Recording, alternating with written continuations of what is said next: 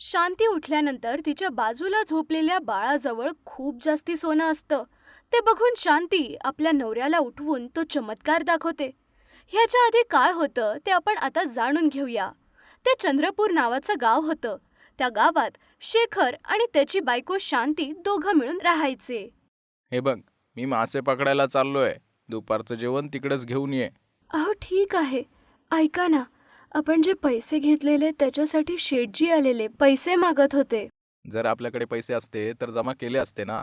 आपल्याकडे पैसे आले की जमा करू. हेच मी त्यांना सांगितलं, ते ऐकतच नाहीये. अगं, आपल्याकडे पैसे नाही, आपण काहीच नाही करू शकत. आजकाल तर चांगले मासे पण मिळत नाही आणि पैसे कुठून आणणार? काही पण करून बघा, सारखे सारखे इकडे आले तर आपली इज्जत चालली जाईल. त्याच्या बायकोचं असं बोलणं ऐकून शेखर तिकडून मासे पकडायला नदीच्या काठी जातो. तिकडे माशांसाठी जाळं टाकतो, पण मासे येत नाहीत.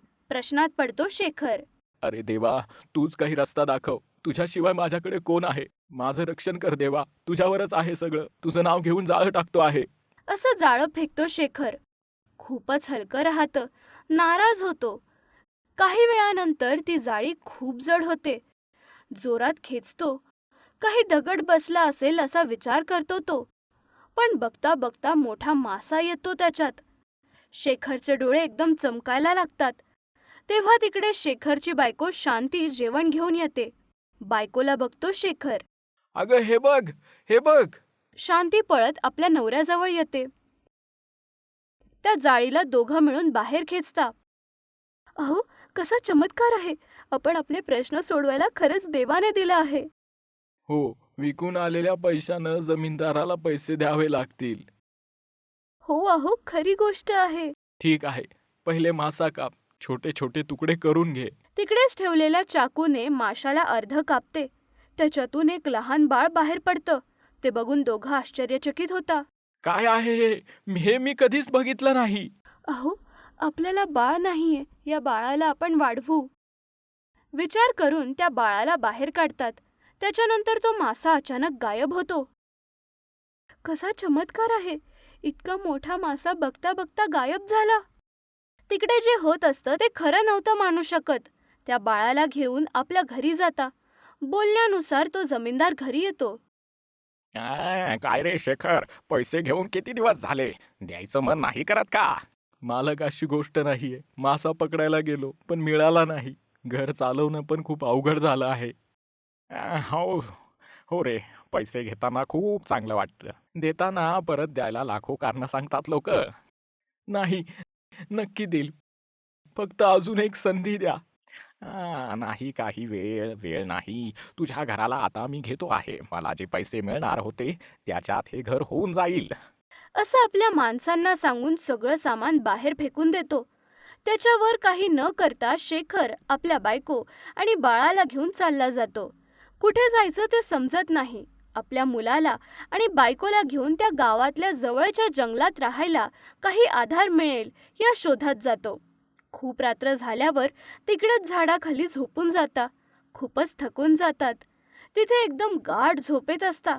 बाळाला भूक लागल्यावर झोपेत रडत असतं बाळ. आवाज ऐकून शांती झोपेतून उठून बाळाला बघते. बाळाच्या आजूबाजूला सोनं असतं. एकदम आश्चर्यचकित होऊन शेखरला उठवते. तिकडे होणाऱ्या चमत्काराला दाखवते. ते बघून शेखर पण आश्चर्यचकित होतो. अहो, हे बाळ साधारण नाहीये. काल बघता बघता तो मासा गायब झाला ना, आणि आता या बाळाच्या आजूबाजूला बघा किती सोनं आहे. आपल्यालाच बघायला देव आपल्यासाठी आला आहे शांती.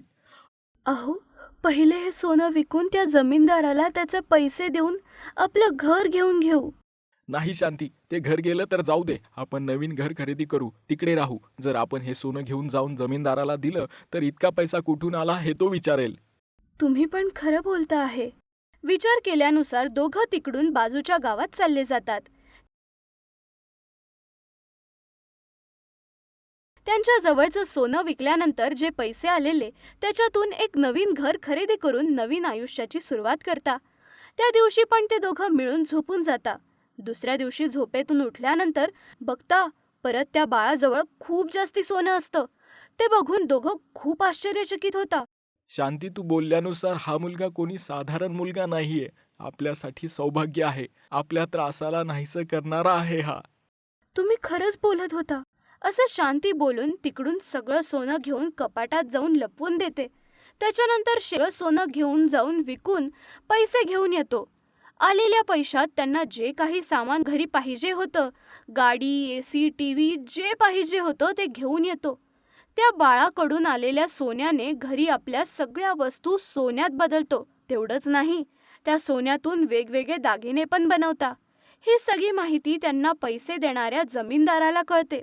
ते समजून जमीनदार तिकडे काय होतं आहे हे समजण्याचा प्रयत्न करतो. जमीनदार शेखरच्या घरी पोहोचतो.